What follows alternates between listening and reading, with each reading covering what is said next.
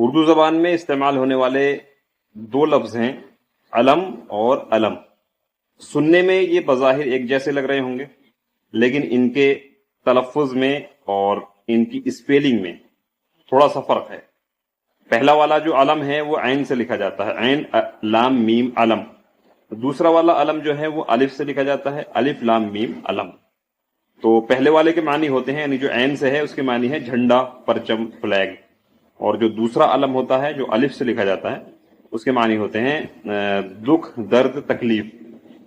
تو آج کے دن 7 تاریخ میں، محرم کی 7 تاریخ میں جو علم نکالے جاتے ہیں وہ عین والا علم ہے، عین لام میم علم، یعنی کہ جھنڈا. چونکہ پرانے زمانے میں جب جنگیں ہوا کرتی تھی تو ہر فوج کا ایک جھنڈا ہوتا تھا اور اس کو وہ لے کر چلتے تھے اور اس کو ہمیشہ اونچا رکھتے تھے، اس کو گرنے نہیں دیا جاتا تھا، اس کی بہت اہمیت ہوتی تھی. تو اس مناسبت سے، کیونکہ جیسے کہ کربلا میں جنگ ہوئی تو ان کا ایک جھنڈا تھا امام حسین کی فوج کا، تو اس مناسبت سے جو یہ ہے 7 تاریخ میں یہ علم نکالے جاتے ہیں. تو اس علم کے معنی جھنڈے کے ہوتے ہیں.